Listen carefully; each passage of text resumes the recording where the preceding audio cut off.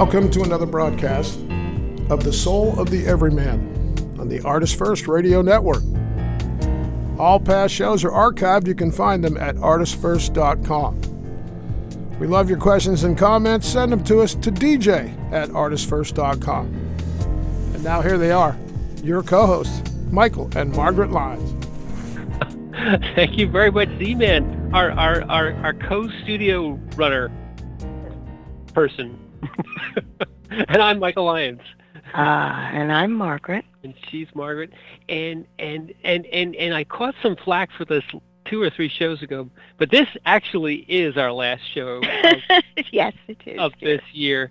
And for that last show, we are going to channel joy. Mm-hmm. Joy. Because we've been depressing you people every show for the whole year.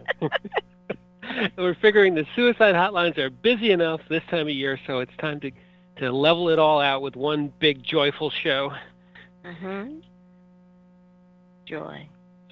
And we put it. We will be putting up, or there will be a moment when something is put up onto the website. But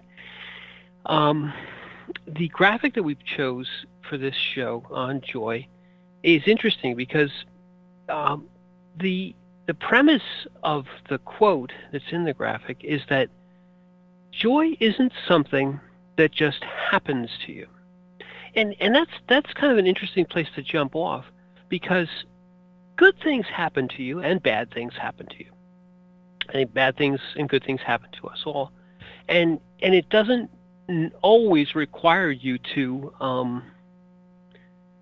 actively, seek them or make them happen. Sometimes out of nowhere, something good will happen, or sometimes, and people remember these more often, Margaret, is sometimes out of nowhere something bad will happen. But you didn't go out seeking the good or seeking the bad. But so the distinction I want to draw is that good things and bad things have nothing to do with joy, because in this quote, the person who made it is saying that you, in essence, have to choose joy. Joy is something that you actively pursue, and in fact, you have to continually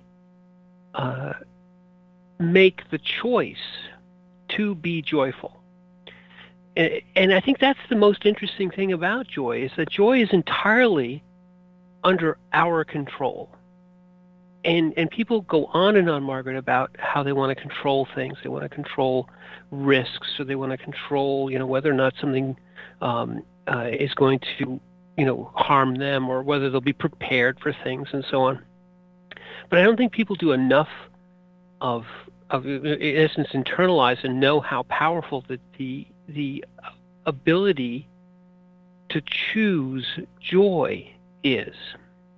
And I know we'll go into it a little bit more, but this is something which I think if becomes, I think the Dalai Lama might have said this, or if he didn't, he should. Is that this is a superpower that if people were to realize that they could choose joy at any moment in any situation, it might be a way to truly change the world. Wouldn't that then be termed enlightenment? Maybe. That's an interesting sidetrack of when you seek enlightenment, or you seek the Buddhists specifically seek enlightenment. It is certainly a willful choice, but it is also in sort of a negation of self, and it has all these rules. And I'm not so sure that they would agree that choosing joy is the same as enlightenment, but I think I would. I think that if you are joyful, and if you choose joy in any situation, that you have then therefore really disassociated yourself from any outcome or any attachment, because it is outcomes and attachments and the other things that go along with that are what burden us and keep us from being enlightened. But if you, in any situation, under any circumstances, realize that you can choose joy, you may also, I think, be in what the Buddhists would call an enlightened state, or maybe in a nirvana type state, because nothing matters in the same way that they say, well, nothing, nothing here matters, and that the only thing that matters is your, your sense of being. I would say if you can choose joy, then nothing matters. Maybe even also not even your sense of being. Joy is more than that. Well, a lot of people mistaken what the enlightened state is. Mm. They think it is this continual state of happiness. And we had a discussion about happiness before, where happiness is where everything on the outside is going along the way you want it to, and so you're happy. It's a state that is dependent upon the outer form, whereas enlightenment means being in a state of being, just being. Mm. And if you really are in that state, it is joyful. It's such an interesting premise because you don't go after joy in that sense. You understand that things are manipulating you, and what you're trying to do is get a handle on what the manipulators are, what you've allowed to be affecting you to pull your consciousness down certain roads. And what you're trying to do is detach from all of that. That is the general idea. And there are many ways, different ways to go down that path. It all depends on the person and their particular circumstance or personality, what they have to overcome, if you would. But in a state of being, a state of joy, which is, you don't have to be a Buddhist to be able to walk down this road. You will find it because you understand that there are certain things that are true to you internally. There is a deep resonance that you know is true. And when you hit that, there is the underlying quiet joy that resides. Yeah, well, that's an interesting, different way of thinking about this, because we were talking about choosing joy and keep on choosing it every day, which is sort of actively putting yourself into a state. But in the enlightenment, the interesting thing about what I always think about it with the enlightenment is once you get there, you're just there. You can't be pulled out. But maybe that's not true. And maybe you have to choose enlightenment all the days of your existence, your corporeal existence here on Earth. But to move back, kind of move back to our premise. So this power that we have is really fundamentally rooted in the free will. And we've always talked about, the fact that whatever circumstance, whatever situation, you always have kind of three things. You have something happens, and then you have the reaction. And the reaction is something which is visceral, and it's of the body, and it is, very difficult, even for the most enlightened, to stop that initial reaction. Even the Dalai Lama says that the initial reaction really just needs to be understood, that you're in the reaction, not that you can always stop it. He's talking about kind of preparing oneself to stop the reaction. But anyway, you have this something happens, you have the reaction, and then you have the choice. Well, it's the control issue. People get bound up in wanting to control their reaction, not realizing a reaction is what it is. Yeah, well, I'm kind of going in the direction of what he was talking about. the Dalai Lama was talking about, in essence, that the first two steps are very difficult. First of all, there's the thing that happens, whatever the thing is that happens. The trigger. Call it the trigger, but it's anything that happens. And Tolle talks about this too. And then you have the initial, let's say, body reaction, the initial mind reaction, which is to judge and to react and become emotional. All these things that people are familiar with.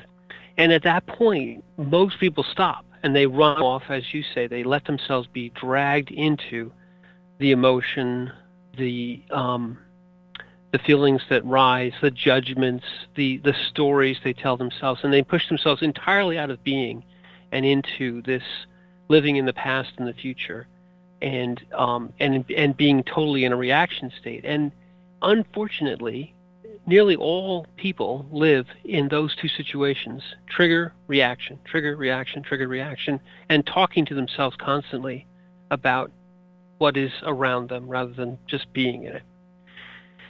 And Tolle's interesting here too. Maybe we'll come back to Tolle, but the Dalai Lama says these first two states are very difficult for people to avoid. So he says, just accept them. They're going to happen. The thing's going to happen. You're going to have the reaction. Know that you're going to have this. So the foreknowledge of I'm in a reaction is where you then have the third stage beginning, which is that you now can choose.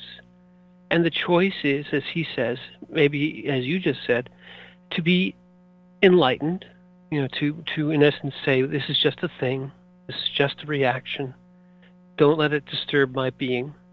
Or our show, this last show of the year, to choose joy in that situation, to put oneself into the state of being which doesn't rely on outcomes or situations in order to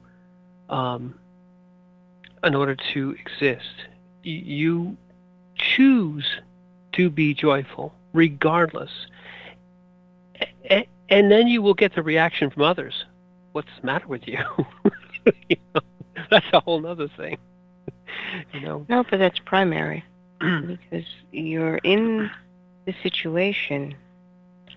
And when you're in the situation, you identify with the situation. All right. So that's where that little step has got to be, where you realize this situation is not me. Yeah. But if you don't stop and realize that the situation is what's happening to me, but it's not me, you will go through the same reaction, but it doesn't have the impact it would if you identified yourself with what was going on. It's happening to me, but it's not me. Right. And that perspective, that shift brings clarity and gives you that moment of choice. So you realize that, well, here I am again. I'm going to go and have this reaction. Maybe somebody did something or said something again, and it just annoys you. So here you are in an annoyance response. And you just realize, well, you know what? It happened. They annoyed me. And they're probably going to annoy me again because they ain't changing. Yes, exactly. So what can help if you cannot avoid the situation again is to basically say, well, there it is. That person's going to say that all over again. I forgive you. I forgive you before I go in. And then you remove the charge that comes on being triggered again. It's bringing the response energy, the emotion, down to a level where you understand, well, it's not me. The emotions rise, especially when you believe that it is focused on you. When you realize it's not focused on you, you could feel that energy that rises up in you in response begin to dissipate. It's very interesting. And I don't believe a lot of people realize that your emotions rise as a response to something about you. About you. And it all depends on how you define your you. Well, we should go into this for a little bit, because I think this is very important. And I think that what you said is extremely wise, because the point at which you identify yourself with your reaction, and the word you use, which is the word we talked about many times in the past, I, which is the identity word. Mm-hmm. Why are they always doing this to me, or variations of that phrase? Or you made me angry. Right. I am angry. Mm-hmm. Which is, the wonderful words, the phrase that God uses to describe himself, I am who am. And people have puzzled over this, and many have interpreted it in many different ways, but the simplest way is just saying the identity, I am, which is being. I am who am. I am a being who is being all the time. I'm a constant being. Constant being. Yes. So in the constant being, you are not I-ing. You are amming. I know English and all languages fail here, because am is not a word we associate with ourselves, but that is the word we must associate with ourselves in the situation when you are triggered. The trigger happens, the emotion rises.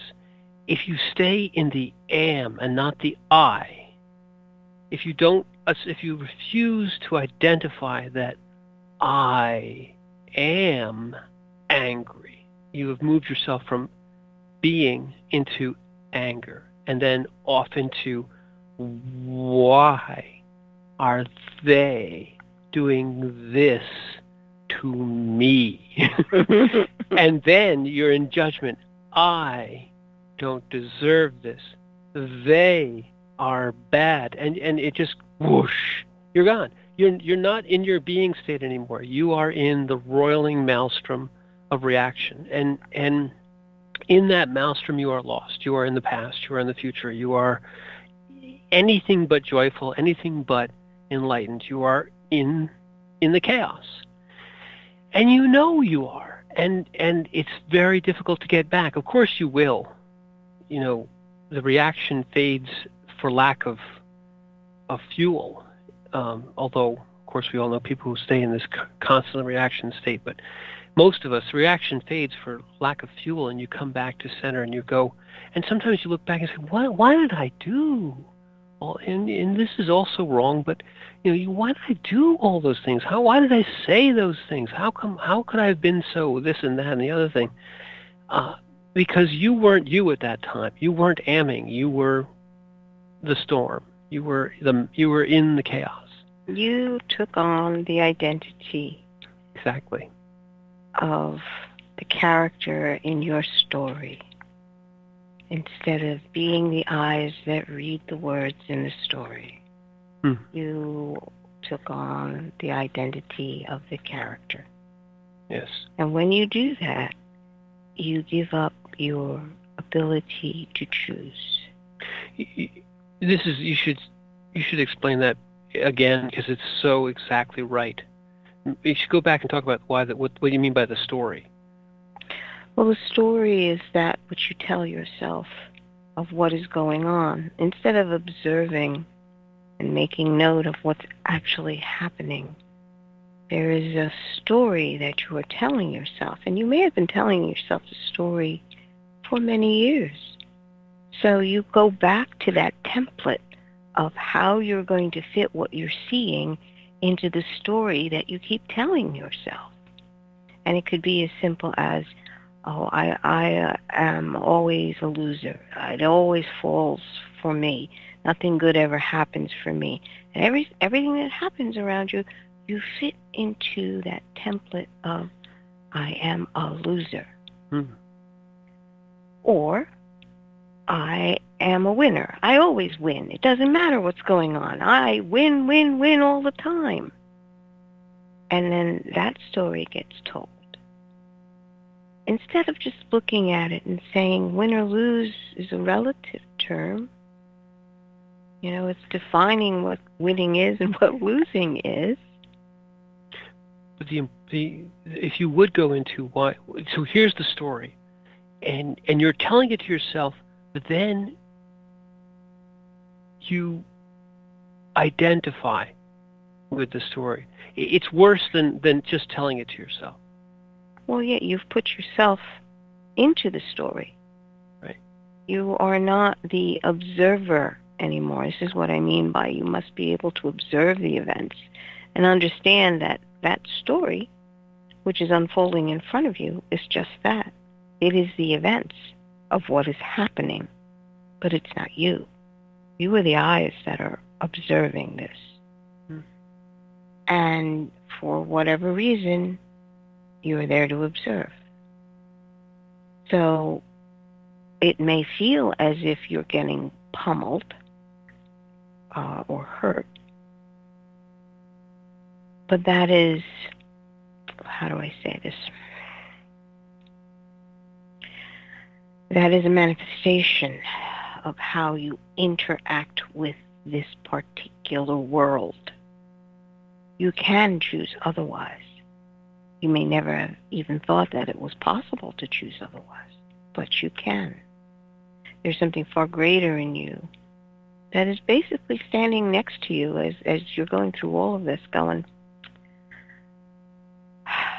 you can do something else. You can choose something else. You can. But you need to embrace that. I agree with you. The point that struck me when you were just speaking was this: there the subtle difference between being the observer of the story, because you can think of all of our lives, the common dream, as the story. Mm-hmm. It's going on around us. The world that we live in goes on around us. This is the story. If you become an observer of the story, it's not that you can't interact with the rest of the world. You, in fact, are interacting in the most effective way as the observer and the doer and the beer in the story. But you realize, and this is the key that I think is most important, is that you are not the story. You are you, the being. You are in the world. We are of the world, not in the world. That phrase, which is wonderful. You're in the world, but not of it. I said it backwards, but Margaret's here, so now we got it right. We're in the world, but not of the world. Thank you. But the key, the kind of thing that I was trying to say was, as the observer, we are recording our story. We talked about writing our life song. We're writing our life song. We're recording our events. We are becoming a story which is written upon us, which we bring back to spirit. But if you by mistake or just without realizing it, put yourself into the story, and instead of letting the story be told, you tell the story. You say what's going to happen. You reinterpret what's happening around you according to the template you've laid down for yourself. And worse, I think you recast the past and fantasize about the future, and you don't actually even look at the events. The events of the real story, the actual life that you're living, become far away, and it's, oh, this one's doing this because of that, and it's going to do this, and that's going to happen, and that's worry, it's all in the future, or they did this, and I'll never overcome it, and it's always going to be there, and it's making me the awful person I am here today, living in the past. So you're no longer, you've identified yourself, you've put yourself into the creation, into the world, and identified yourself with it, and you've dissipated your being by no longer being the observer, by putting yourself into and losing your ability to choose, because the story doesn't choose. The story just goes. You put yourself in, you lose your ability to choose. Story that you've chosen unfolds in the way it's going to unfold. Mm. But the only way you choose is if your perspective is outside of it. Mm. In other words, you have the book in front of you and you're reading it, but the book is not you. It's the story that's unfolding, literally unfolding in front of you. Right. So it's, again, there's nothing wrong with being transported by a story, but to continually identify only with a character in the story closes down aspects of who you really are. You've limited yourself. Mm. There is a vastness of being that you're here to explore, and all you're doing is just opening this one book and identifying with the character there. It may be a learning experience for you to realize that, you know what, I'm tired of being this character. If you think of Tolle, right, his whole thing, where the state that he wants everyone to be in, the state of being, is in essence thus the observer state, the truly just in the being state, saying, yeah, things happen. You observe they're happening. You don't become them. You push yourself back, and in that state, when the story starts to change and it's going in a strange way, you still go, it's still a story. I'm just going to observe the story. There it is in front of me. And if it's a wonderful day, you look up and say, the story is a wonderful day. And I'm just being in the wonderful day, rather than, it's a rainy day, which puts me in a bad mood, which makes me feel like 10 years ago, and this always happens. And when it rains, I feel, the whole putting yourself into the character part of it. I believe that the Dalai Lama is the one who was pointing that out for Tolle, because he was too caught up in listing the reactions and how they go. He was truly involved in the story that he was telling. Well, the source of that enlightenment, Dalai Lama, makes even more sense, is to be the being in the being state. And in the being state, you are holding the book, you are reading the story, but it's not you. Just as all of us hold a book and read a story, and we get, as you said, involved in the character, we realize when we put the book down that we're not the book. Well, your consciousness, this is an aspect of consciousness. Right. The ability to engage in a story. Yes. Or a dream. Or a dream. Okay, so that's the idea that here we create a common dream. Now, how are you going to do that?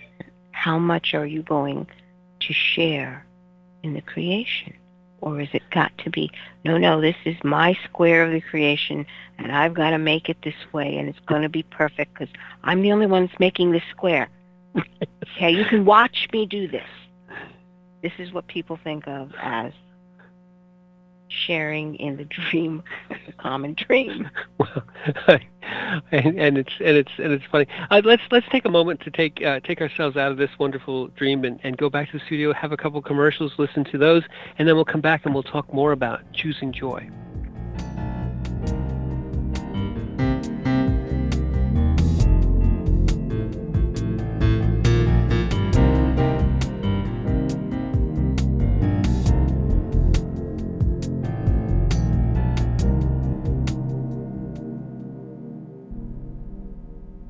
The Fat Man Gets Out of Bed is the latest book from Michael Lyons, the award-winning author of There is a Reaper. Featuring 13 original stories, this wide-ranging collection has everything. Forbidden love, gods versus demigods, weird invading aliens, sexy seductive artificial intelligence, and unusual passion between the living and the dead. All set amidst fantastic worlds of pain and loss and boundless joy. From the sublime to the macabre to the bittersweet, the Fat Man Gets Out of Bed will leave you breathless with laughter, brimming with tears, trembling with suspense. Available now on Amazon.com, Google Play, iTunes, Kobo, and fine e-tailers everywhere. Rick Riordan fans, love mythology with plenty of action and humor? Destroyer's Blood is for you.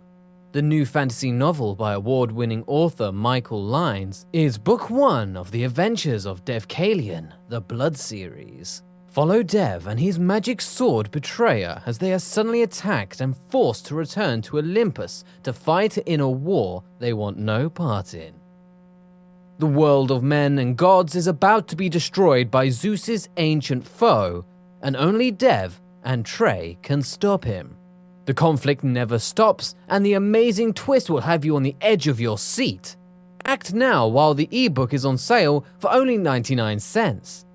Destroyer's Blood is available on Amazon.com, Barnes & Noble, iTunes, Kobo, and fine e-tailers everywhere. And while you're there, get the free prequel, It's in the Blood, available for a limited time.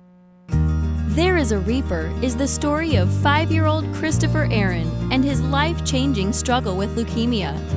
Winner of both the Indie Brag Medallion as well as the reader's favorite silver medal for memoir, There is a Reaper has more than 100 Amazon book reviews and a 5-star rating.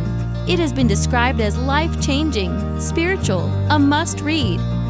Just released on Audible and iTunes, this memoir is also available in paperback and on Amazon Kindle for only 99 cents.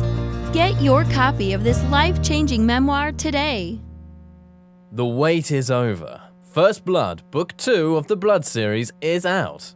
Your favorite bad boy thief Dev is back, and the beautiful and deadly Trey is right there with him. She is sharp, sexy, and full of surprises. Their adventures continue as a new power arises to threaten the world. The heart of creation is under attack, and time is definitely not on their side as they battle against their enemies' undead hordes. Can they unlock the hidden power that can defeat him, or will his forces draw first blood? Get all 3 installments in the series. Book 0, It's in the Blood.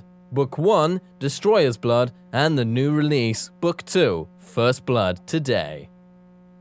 Available in ebook and paperback format on Amazon, Kobo, Apple, and most other fine e-tailers.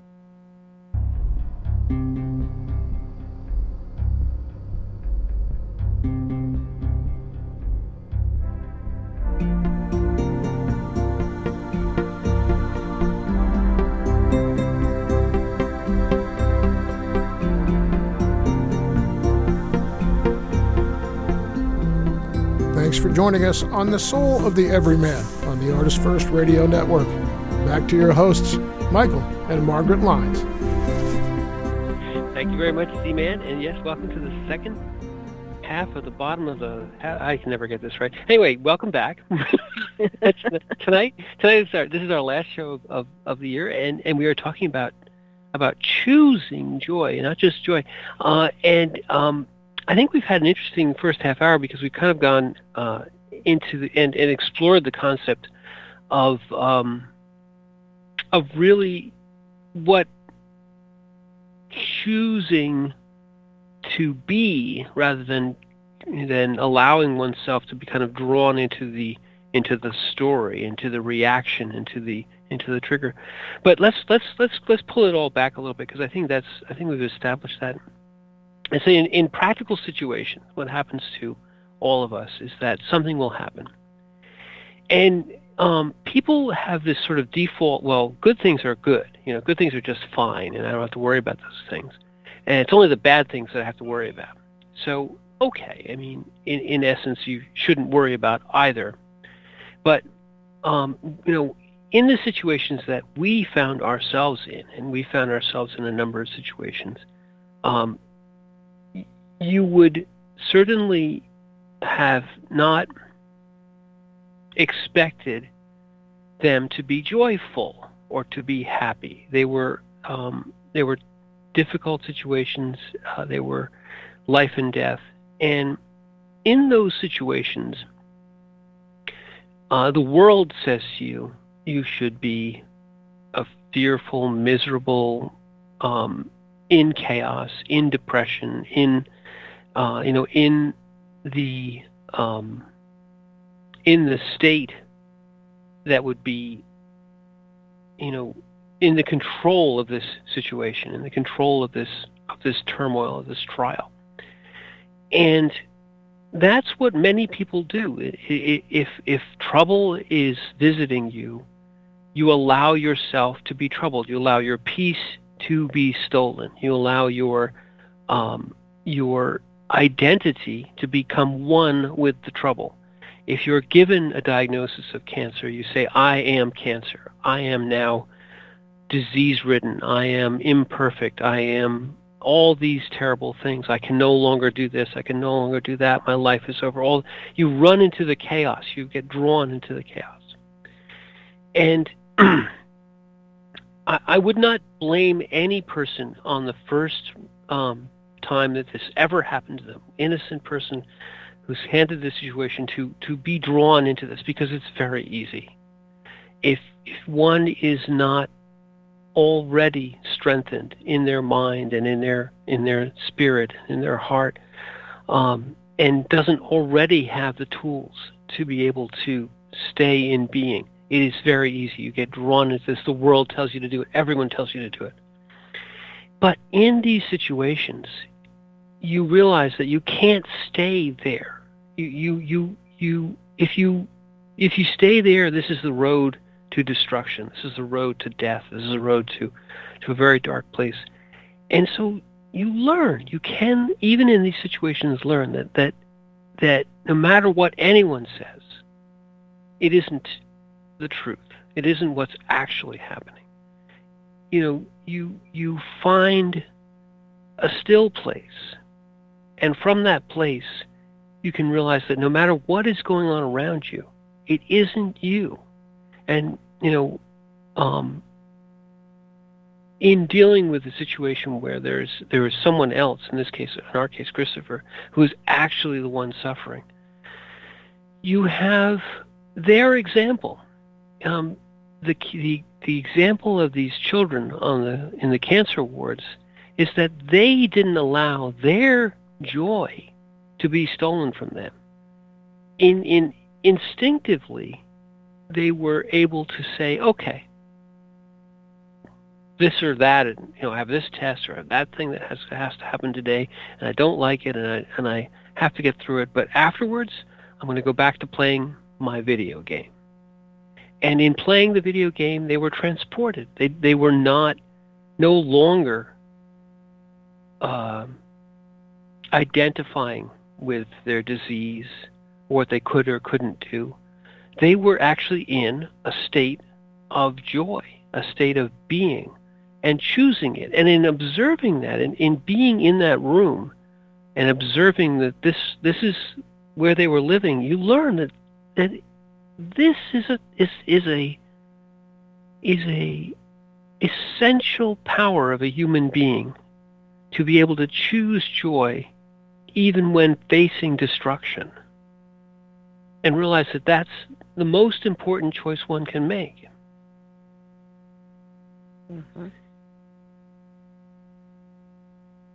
Being state is simple as a young one, as a child, because that's exactly what they do.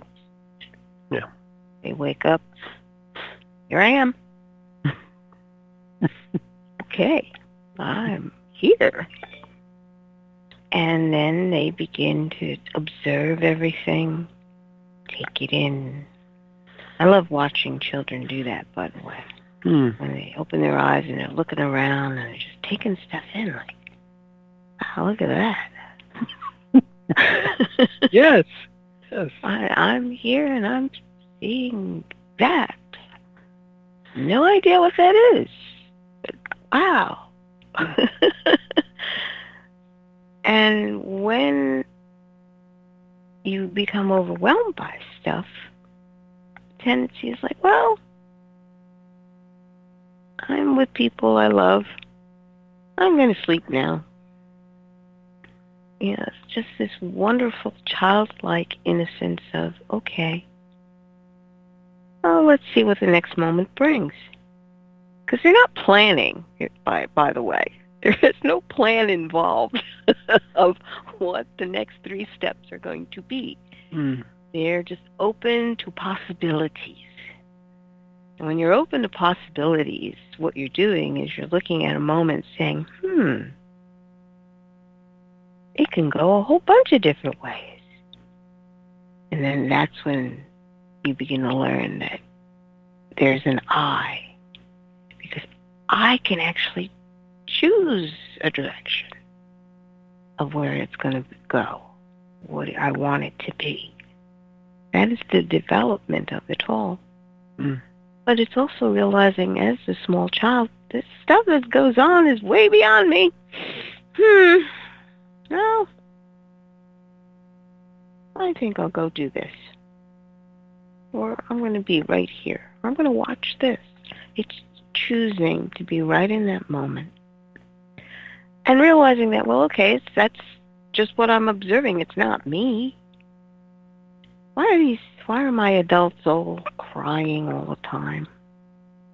Because that's what I saw with the little ones watching Mommy or watching whoever was there. Like, they're always upset. All I want to do is have a tea party. Why are they like, the doctor says I got to do this procedure or this meds or this. But why can't we just play tea party? Or why can't we just do this? Or take apart that, put this together, create this. They're right in the moment and completely there. They understand that they've got things to do. They also understand that they may not be around for a very long time. And it makes that interaction even more important because they know that they may not be here for the next time. So they want to engage and interact. And that's the preciousness of the moment. That in and of itself is really the core of what it is. So they're always looking for something they've never done before. Oh, there's a new video game. Let me try that. Can I have a turn? And then they begin to share. Oh, you can get past him. Do you want to know what I did? You can get past that guy by doing this. They begin to share and they get in all these machinations of trying to.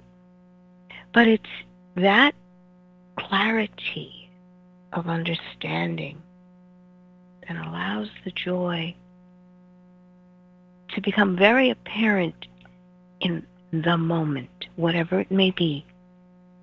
I remember they used to have from the kitchen, they would send up cookies on a little dolly or a movable rolling tray. Cart, something, yeah. And it would be stacked, and one child would be designated to roll up and down the corridors, and stop at every room and say, "Oh, we have cookies. Would you like some? Can you eat today? Can you eat today?" And that phrase was always rather telling, because it meant that either you were too nauseous to be able to hold food down because of a procedure, or you were going to have a procedure and you had to have an empty stomach. Right. But these are children. But they understood. So do you have a favorite? Giving someone their favorite cookie? Oh my. Right. There was so much joy in that. And they came, each person had their own little procedure on how to give out the cookies. Some would put it on napkins, or someone make sure there's a plate, and they're just bringing it over, and then for the clean wards,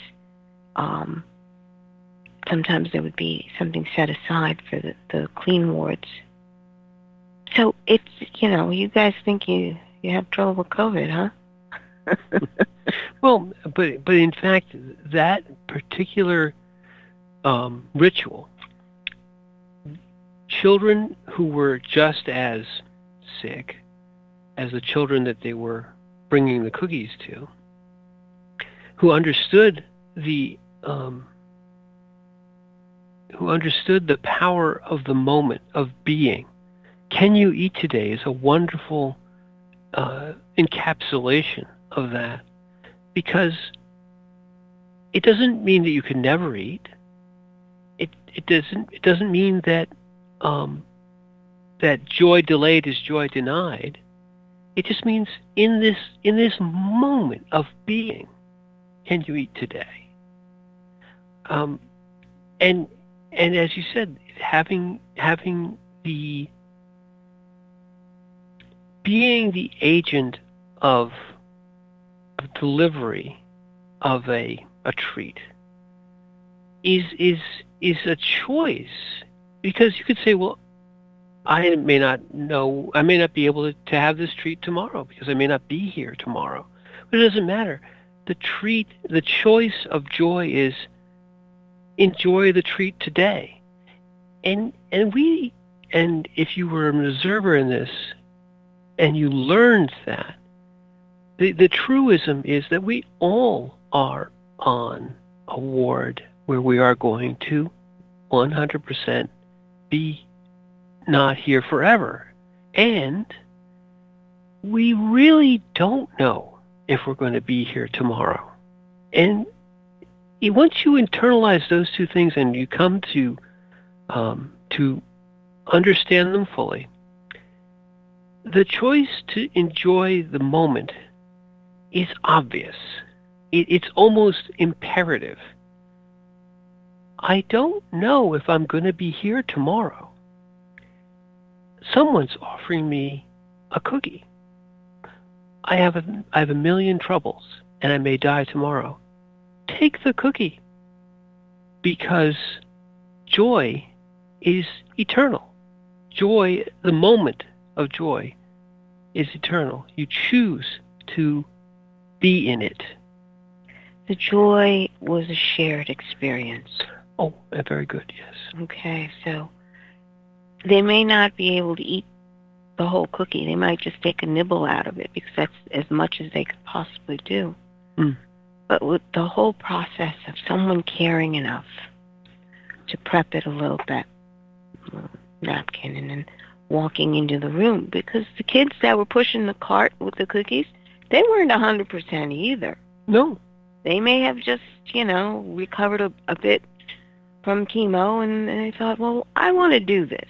Right. I want to be able to see if maybe I can bring a smile to my friend's face.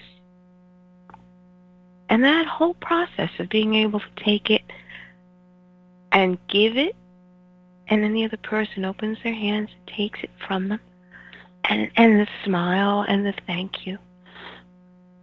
And again, checking, is there anything more you need? Like, no, this is good. Okay. And then going off to the next person. Or they would share, our other friend over there, he likes this type of cookie. See if you can save that cookie for him. They're just the cutest, they're the purest bunch of kids because they love unconditionally. And this is a microcosm, because and the sadness part of it, Margaret, is that we learn these things in extremis, in situations where we are forced to learn them. And I wish it wasn't so, but that's the nature of the human being. The mind likes to create fantasies and create stories and live in them and walk into them. And until you can get past that, push yourself past the end of that and into the moment. Unfortunately, that takes extreme situations sometimes. But if you can take it back from there, if you there and you learn it and you understand it, and you realize that the choice of joy is within all of our grasps at all times, and you then say to yourself, well, why can't we all know this to start with? And then you're right, we do. We know it when we're 1 and 2, and we open our eyes and look up and think, I'm here. That right there is just in the being state, choosing joy. We learn ourselves into the mind and the chaos and the telling of stories and the living in the fantasy. We learn ourselves into it. We have to be shocked out of it. Sometimes really whacked out of our fantasy land and back out of our complacency, out of our comfort zones into reality. And if you realize that the choice of joy is putting yourself into the eternal moment that you'll see on any sandy beach where a bunch of complete strangers will gather to dig a hole, that moment of being, when we all don't know each other's names and we're trading shovels back and forth and we're just digging a hole, is a choice, is a moment of choosing joy. In any situation, regardless of the storm, regardless of the danger, regardless of what's going to, of everyone's telling you that nothing good will come to you and life is over. I don't care. I'm going to choose joy, because right this very moment, this instant in time that is mine and always is, I get to choose, and I choose joy. And we learned this in a terrible situation, and it has served us well from that point. And one thing that you can be, and this is something that you will be regardless of whether you want to or not, is if you choose joy, you become an emissary of joy. And the emissary is that your example will shock people. They'll say, how can, the words to this effect, how can you be happy under these circumstances? Don't you realize that, ... And you go, I just choose joy, or I just, in this moment, it's not, I'm going to be here now. And after they get over that, they want to know how you're doing it. They want to be able to do it, because this ability, once realized, is something we all desire. Something that we all have. Exactly. But we've trained ourselves not to be, which is an extraordinary thing. But being in the moment, you don't need to do these grand things. Okay? No. Because people think, I've got to do this great thing. And you saw the truth unfold in front of your eyes, watching the children sharing cookies.